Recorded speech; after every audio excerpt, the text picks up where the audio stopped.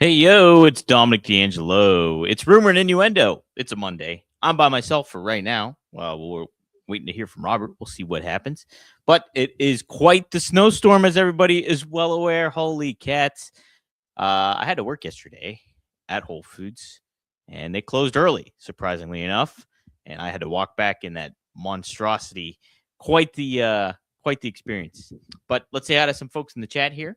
And get the week started. Triple E says, "Was up? When did Pretty Deadly break up, and why did Cody tell Jacob you never been in a title shot? Didn't Jacob Fatu win the U.S. title?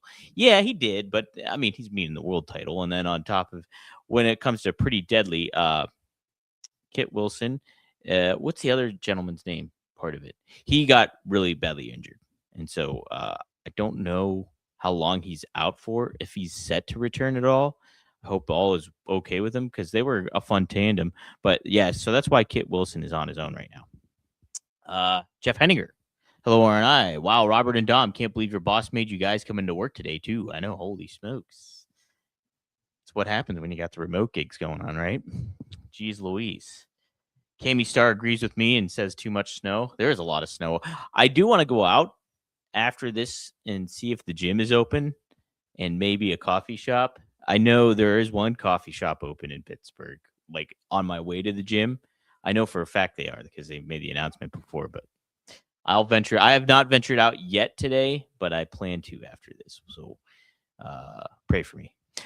Dre Owens says, "Hello, RNI. With Sammy winning, will he finally win big and get the title? Also, where did Swerve versus Andrade come from for Dynamite this week?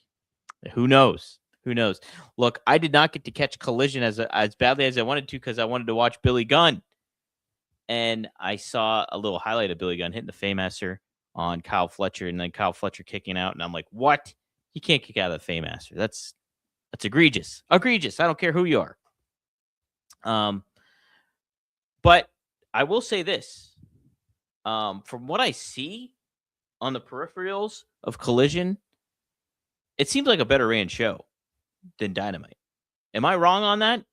To people that watch Collision, it seems like there's more of the WWE component where it's like you get that mix of what I was talking about last week when it comes to AEW that you normally we should be getting. They should be paying attention to backstage segments, promos, characters, and there's matches there too. But it seems like Collision is a much better ran show. If people that watch Collision, if there's anybody out there watching, I'm not being facetious if there really is.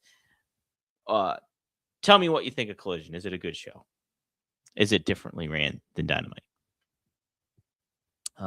Wrestling Old Head also joins us. He says, "Good day. Hope all is staying warm and still has power. Is this the final week in the career of AJ Styles? That is the question that remains, right? Right. We'll talk about all that in a little bit." Tony Gong says, "My car is more buried than Nexus." Oh, man. And Dre Owens adds, "Feels like Glacier's debut outside. Ooh, equally cold, right?" Jeff Hanger just chimes in. "The answers to all AW questions of to who, what, when, where, how, and why is it happen on Collision." That is it, right? If you don't know the answer, it probably happened on Collision. That's probably what went down. Okay. Where do I want to start today? I guess let's start with Saturday night's main event. Yes, Sami Zayn is your number one contender. I will say, when we were talking about the recap on Friday of what may happen on Dynamite, we were running out of time, or what was going to happen on Saturday night's main event. We were running out of time. And so Robert gave his piece. If there was more time, I was going to make the case that Sami was going to win this, and then we're going to get him at Royal Rumble for Gunther because there are several reasons. Number one, they were in Montreal. And then number two, like they're trying to do that feel-good story with him in Saudi Arabia, right? So having him in a title match against Gunther makes a lot of sense. Now, what do they do with it? I think it's just that fill-in spot for him. So he'll get this big match in front of a huge crowd, world title match, and it'll be a great match. But Razor just knocked over paper towels. But ultimately, Gunther's going to win. You got to have Gunther win, right? You can't have him just lose That's not Gunther. What am I saying? Why am I saying it's Gunther? It's geez, oh man, my God, Drew McIntyre. So there is a possibility Sammy wins. There's a possibility Sammy wins. You could tell a story that way. And I mean, if Cody wins a Rumble 3 times, he's a heel. Are they going to turn Cody heel? So you could have a heel Cody going up against a babyface Sammy, and that would be kind of fun, right? And then Cody wins that title, and you got a heel champion in Cody Rhodes. Interesting. Ooh, Razor's feeling his oats right now. He's all over the place. But so yeah, why was it? I can't believe I thought Gunther. I was just so, I don't know. I keep thinking Gunther still is the world champ. Where am I at? No, it's CM Punk, you big clown, Dominic. But yeah, so I think there could be some intrigue with Sammy, right? Winning the Rumble. Not winning the Rumble, but winning his match at the Rumble and becoming a new champ. Because, I mean, like, I think Drew's good, but, like, it just seems like I don't know how long-term that is. And is Sammy, I think there's a possibility Sammy could win, but at the same time, too, like, is that title going to switch hands at Elimination Chamber ultimately? Will Drew retain and then, I don't know. It seems like a good spot for Sammy, but ultimately it feels like that Kevin Owens spot that we get in with the Royal Rumble and stuff. Dre Owens follows up. Oh, and so does Tony Gong. So we're getting some answers about Collision. Tony Gong says Collision's okay. It feels like they're trying to improve the show. Okay. Is it better than Dynamite, though? Like, is it a better structured show than Dynamite? That's my question, I guess. And then Dre Owens says Collision has its decent in-ring performances. Feels like more wrestling than story. Oh, interesting. So just kind of what I was getting from seeing stuff online and social media is that there seemed to be more of a focus on promos. So I was kind of optimistic that, hey, maybe this is just a better show and I'm just not watching it. But okay, so Sammy wins. Trick Williams, thought it was a great performance by him in particular. Not specifically in ring, like there was some fine stuff, I think, but it's like from a persona and a rising star standpoint, it was a great performance for him. And so I thought that was another big standout for that match. Shinsuke Nakamura and AJ Styles was a lot of fun. Really enjoyed that match. Shinsuke still has that electricity with the crowd, which is great. His theme music is awesome. Like, it makes me bummed. And it's kind of wild to think that, yes, AJ's been there 10 years, but so has Shinsuke. Isn't that crazy to think that both those guys have been in WWE for 10 years? 10 years was 2 years from, like, if you factor in 1996 to 98. 10 years now does not, I mean, it's a long time. It's a decade. So being in it with a wrestling company for a decade's impressive, crazy. And so Shinsuke, I look back at Shinsuke's 10 years here and I'm like, man, I want more. I wanted more. I wanted him to have a good world title run. There could have been so much more that they did with him, and they necessarily didn't do. And, I think a lot of that onus goes on to Vince McMahon on that, of the misuse of Shinsuke Nakamura. I think there could have been a lot of fun stuff you could have had him do that really elevated him to a main event level star.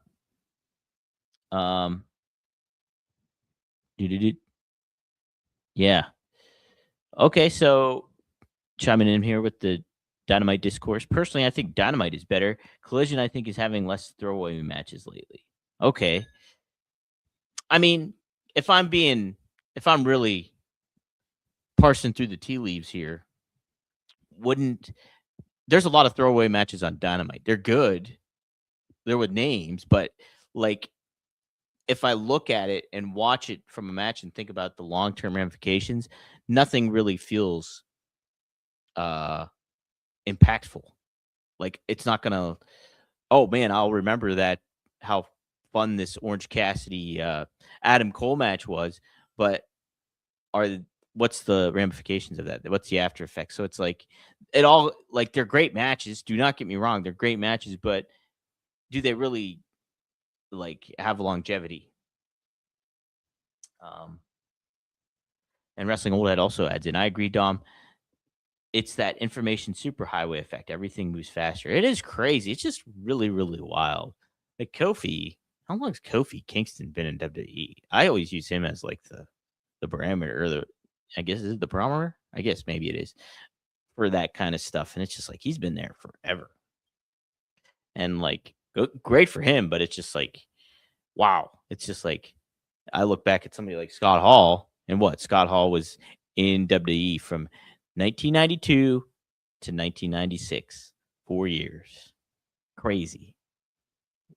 And it was the tail end of 92. So it was more like 3 years that Razor was in WWE. And like it's just wild. And not to I mean, maybe this is just me because I was a kid, but yeah, it's got to be just me because I was a kid and that was the generation I grew up, but it was just like that felt more impactful than, 10 years of somebody, pick your wrestler, and it doesn't, like, the moments don't feel as significant. I'm curious too what a fan of like a Kofi Kingston or even maybe like a John Cena, like how their fandom progressed or changed over the years. Cause I mean, like those guys just stayed there forever. Like, how does that shift for you if you're that type of fan? I hope that makes sense. Yes, Jeff Henninger might have the comment of the day. It's Jamaican me crazy thinking how long Kofi has been in WWE. Swayze. Is this Patrick's son? The Miz was in WWE longer than Kofi. Interesting. Yeah, that's interesting. I That is crazy stat, as Tony Gong just says. That's a crazy stat, like finding out Kurt Angle was in TNA longer than WWE. That's crazy too. That is a little bonkers. Um, any other takeaways I had? Tag title match, unexpected. Thought maybe they'd go, instead of Rio. That's just crazy that they call her that. That's got to be just like, hey, we don't care. AEW, we're calling our tag team Rio, even though you have a wrestler named Rio. It's pretty funny. Yeah, I mean, like maybe this will tell about just the Judgment Day fracturing even further. Like Robert had the case, and I thought his case was great. Was that you get everybody else winning the championships, and then except Finn, and then Finn gets booted out of the Judgment Day, and then you got a new Judgment Day, or something else going on with those. But like the way this seems is this could just be a fracturing of everybody. They lose. They're not getting there. Maybe Raquel wins hers. There could be animosity all apart, and then the Judgment Day just implodes. So it'll be interesting. I think we'll likely see Raquel and Liv Morgan maybe go at it a little bit.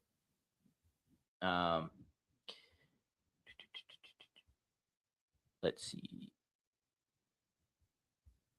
I'm just looking at your comments here. I didn't catch SmackDown, so I did not know what was said, but Miz dropped a quality Home Alone quote backstage with Carmelo Hayes. Dre Owens, if Finn is removed, you replace him in Judgment Day.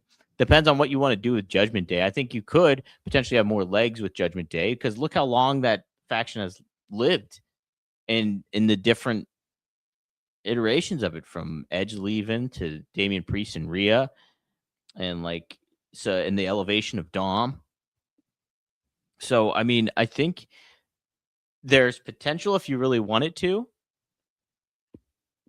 I think you would need to get a new leader. And I know the Judgment Day has not really had a leader in a lot of ways, but I think there was the two prominent heads were Rhea and Damian. So once they left, Finn was there, and Finn always kind of felt like he was a huge part of it too as well. But I think you would need a new somebody like to take over, basically. Maybe just have Judgment Day be a female faction. I don't know. You could. It'll be interesting to see what they decide to do. And Swayze kind of adds to that too. I think Judgment Day should be all female faction with Dom doing his own thing.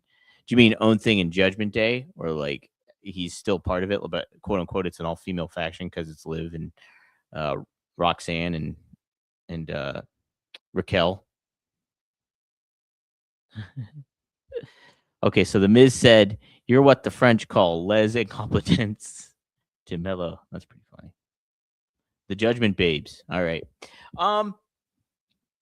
So yeah, Saturday Night's Main Event was fine. I'm bummed. Like they didn't have the classic Saturday Night's Main Event music. WWE for the production value and the aesthetic and like the really top notch, production work that they have. I always get disappointed with some of the music choices that they have. Not always, because I like Aerosmith Back in the Saddle for that WrestleMania promo. And I just think that they don't utilize music to their most potential right now. And that's theme music, that's promotional event music, that's everything. I think, if there was one kind of like criticism I could give to WWE and constructive, obviously, is get better music going overall. Have somebody really, really get into the weeds and create some good, significant moments because music adds to the moment. So if you have a PLE that's coming up or you have a new wrestler that's debuting, it elevates everything. It adds to it. Look at what Heyman did with ECW. And, he went off the grid, obviously, by not adhering to the copyright laws and what have you. And good on him. I think that's great. Like to kind of just go against the grain and do that as long as you can until, it's not legal for you to do anymore. And like it created this underground edginess to it and like elevated that product. I think music always elevates things. And obviously it really elevates things in pro wrestling. We for how many years now we've talked about that, the My Way with Limp Bizkit in the promo with Austin and Rock at WrestleMania 17. That still gets parodied and still gets talked about. And, it's one of the best wrestling builds that video packages that anybody can imagine. And that's in great deal to the music.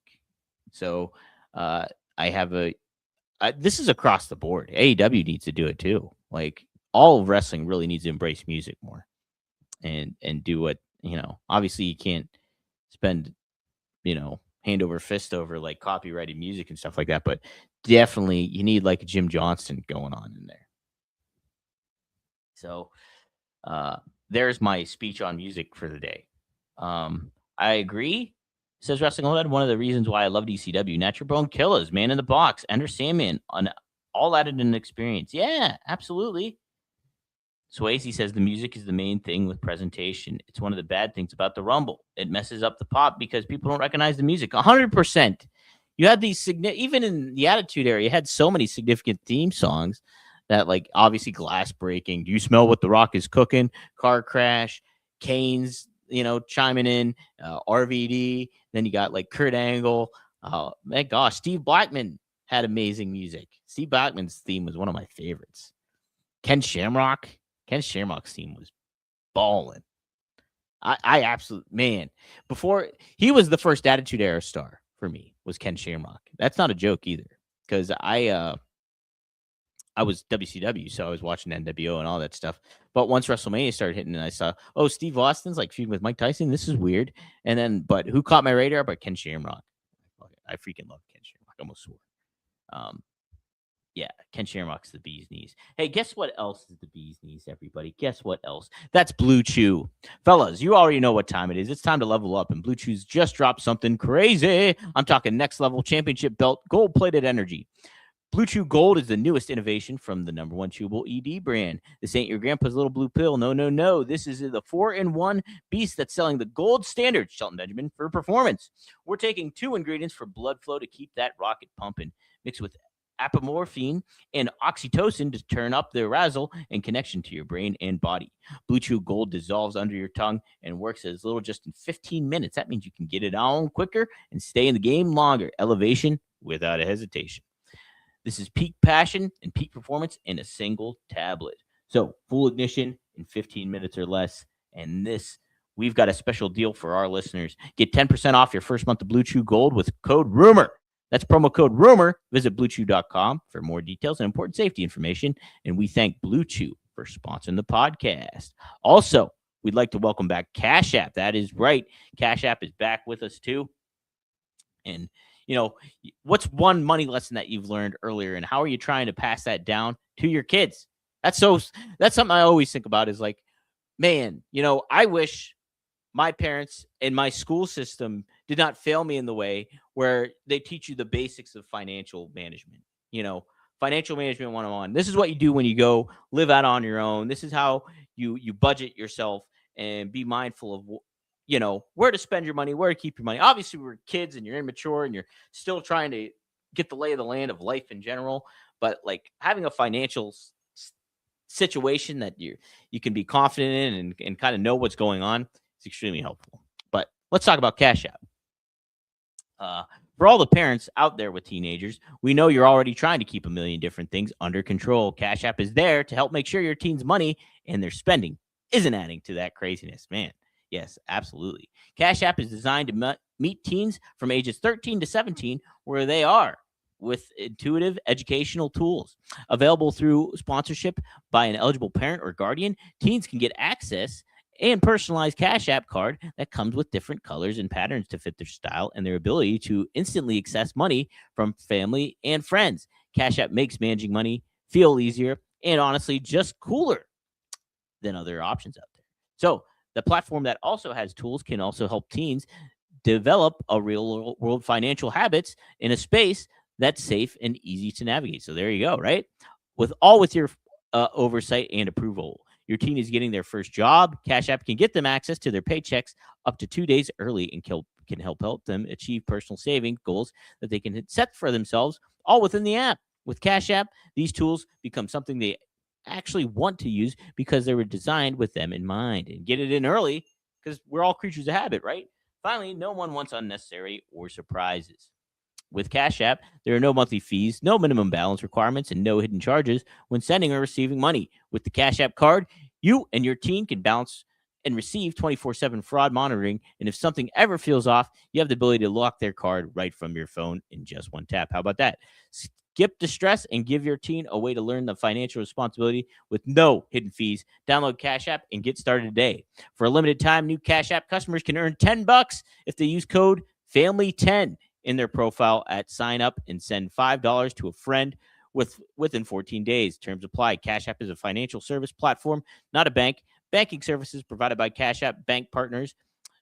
Prepaid debit card issued by Sutton Bank. Member FDIC. Direct deposit and promotion provided by the Cash App, a Block Incorporated brand. Visit Cash App /legal/podcast for full disclosures. I always like reading like the fine print because it makes me sound professional and like, oh, he's in robot mode. But try out the Cash App, everybody. Well, finally, last but not least, we have Mando. And man, I absolutely love Mando. Seriously, it is my favorite deodorant brand I have ever had.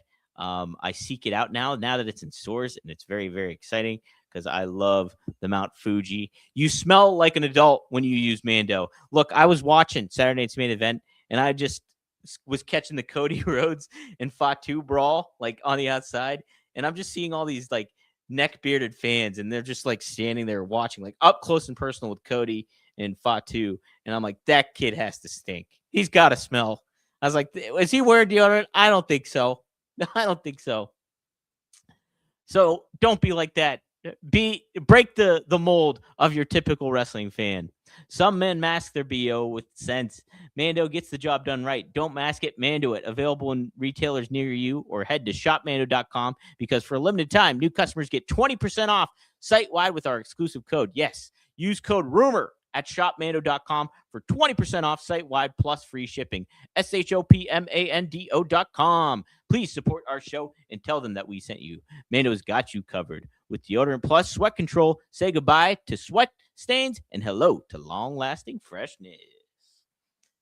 I like saying that one too because they have you spell it out. Big fan of Mando in several ways. Okay. What's next? We got Raw to preview. I will say, let's talk about this here real quick, though. There's been reported creative structure changes in WWE, creative team changes. According to reports from PW Insider, this is courtesy of our friends at SE Scoops, too, as well. They aggregated this. So, according to a report from PW Insider, the company has made some creative adjustments recently, with Vice President or Creative Writing Ryan Ward now overseeing the agenda for both Raw and SmackDown. And then the Road Dogg, friend of the show, is now said to be sharing the responsibility of SmackDown with John Swakeda as co-leads on SmackDown, while Alexandria Williams and Jonathan Backstrom have similar roles on the Raw side. So it doesn't seem like too crazy of a really like a shakeup, if you will. I think Raw Dog and this John fellow was co-writers for SmackDown already. So I think the key component to this is that Ryan Ward is the president of creative writing. And so maybe he's just overseeing and making sure there's just a cohesive kind of agenda on both shows that completes the whole WWE brand, if you will. They did note, SE Scoops did note that Alexandria Williams has been working pretty, I guess, greatly involved since CM Punk has returned to the WWE as well. So some things to think about. So maybe some things to take note of. What kind of shifts are we seeing on this road to WrestleMania as we head towards Royal Rumble this week? Which, by the way, Saudi Arabia, we got this bad snowstorm. According to some, I guess it's reports that WWE has a backup plan for the backup plan when it comes to Saudi Arabia. So, but like I think everybody's scheduled to fly out after Monday, after Raw, to Saudi Arabia. How are those flights going to be affected? They don't, from what I was reading on SC Scoops, it doesn't seem like the flights are going to be necessarily affected, but who knows? I mean, geez, this is crazy weather, and you know, who knows? It's just, I was joking this whole week that it was going to be a light dusting, and everybody's making a big deal, stink about it, because that's what usually happens when snowstorms get promoted earlier on, get hyped up, is they're not as big as they seem. But this one ended up being pretty big, and still continues to be. So we'll see how it all goes. Just everybody stay safe, obviously. Don't be an idiot and try to go to a gym or a coffee shop after you're done doing a streaming wrestling show. Yeah, that's pretty stupid. So don't do that, everybody. Hey, will Raw not be stupid tonight? They're going to be in Toronto, and Braun Breaker's returning from his suspension. Look, he's only been gone for like 2 weeks. Is that it? 2 weeks? Anybody get that Total Recall reference? But it feels significant, right? Like Braun returning feels like kind of a cool deal. Like it's incentive to watch. Because like, yeah, he has been a notable absence from the show. So I think it's a neat thing.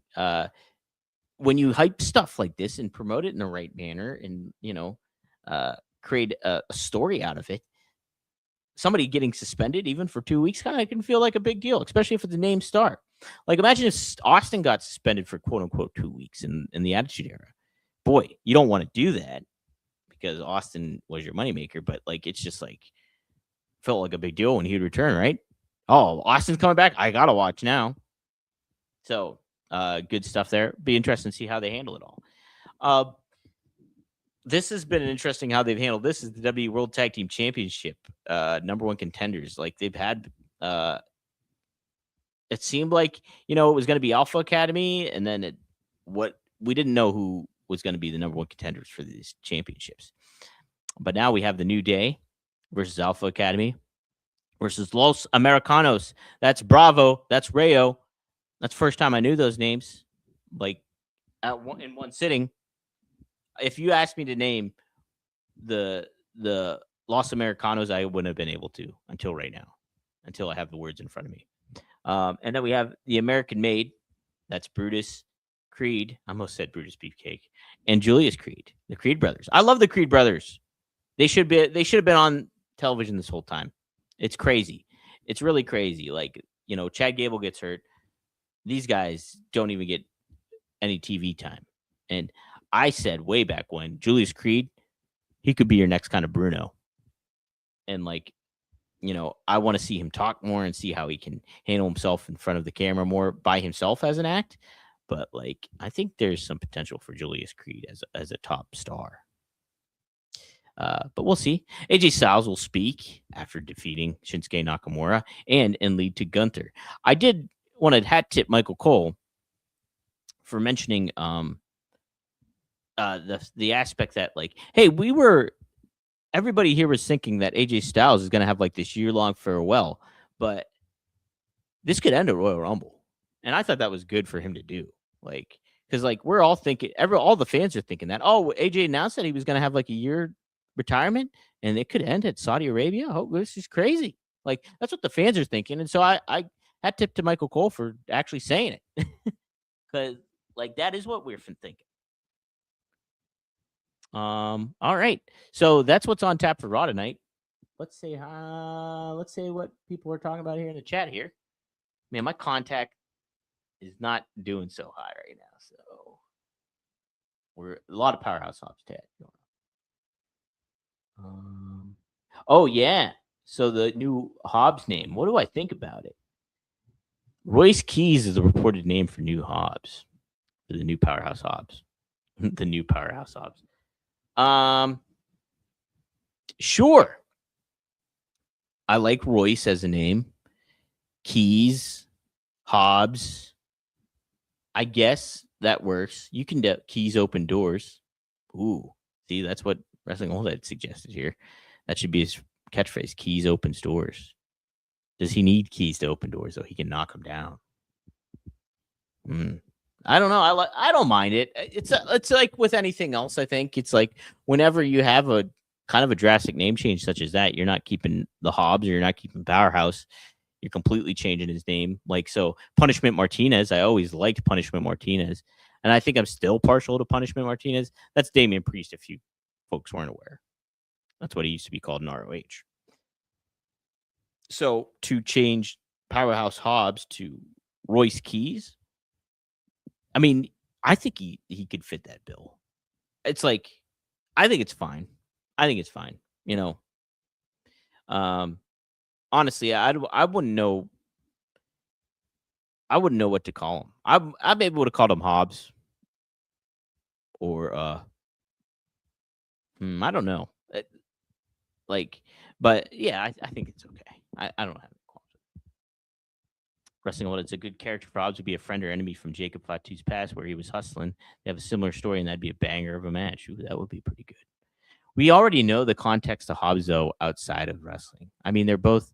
Is Hobbs from Los Angeles or the California Santa Fe? Where's Fatu's from? Like the Santa Fe area, isn't he? Am I wrong on that or something? Where is he from? Powerhouse Keys. That sounds like a Billy. Oh my God. Hey, Billy Mays. It sounds like a Billy Mays product. Powerhouse Keys. Don't lose your keys. They light up like this.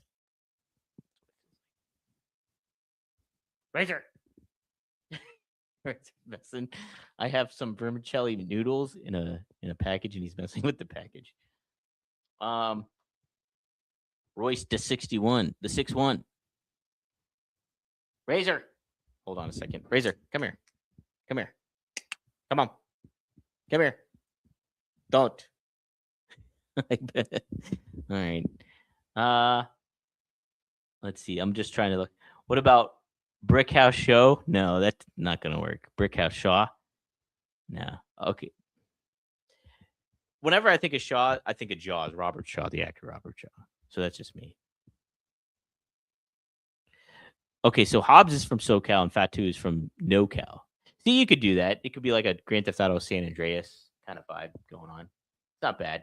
I think we all know the history of Hobbs, though, right? Like in regards to like where he was and stuff. And like, you could do it. You could do it because Fatu wasn't in AEW. Who cares? I think that'd be cool. They need more of those stories, like even if they're fake. Like the fact that Kane is not Undertaker's brother was neat.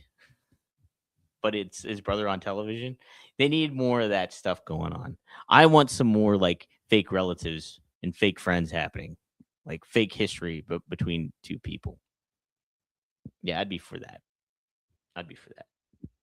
All right. Hey, I guess we'll see how Raw develops tonight. I might. Oh no, I can't do a live show. Rob Van Dam and I might go live tonight at 9 p.m. So stay tuned for that. Just still confirming with him, make sure that time is okay.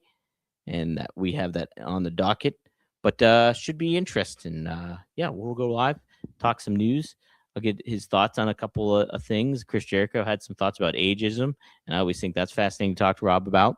And we'll talk about some other stuff too. And if you guys want to talk about some stuff, join us. Likely at rvdtv.com tonight, 9:15 p.m. typically. And we go live and we answer fan questions on there. And we talk about the news.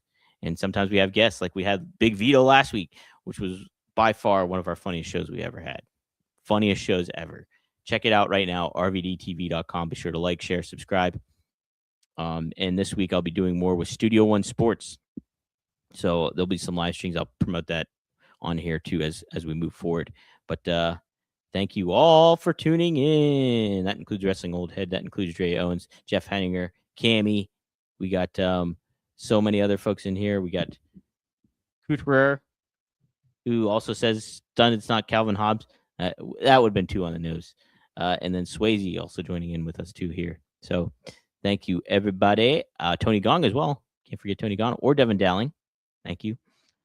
So hope to see you maybe tonight for RVD. If not, I'll see you tomorrow here on Rumor and Innuendo, where we're on a plethora of channels, including the Podcast East YouTube channel, the Oh You Didn't Know YouTube channel, the Rumor and Innuendo YouTube channel, at Ad Free Shows YouTube channel, also at WD Creative_ish. That's Robert's X account, or at Dominic D'Angelo X account, or at SE Scoops X account.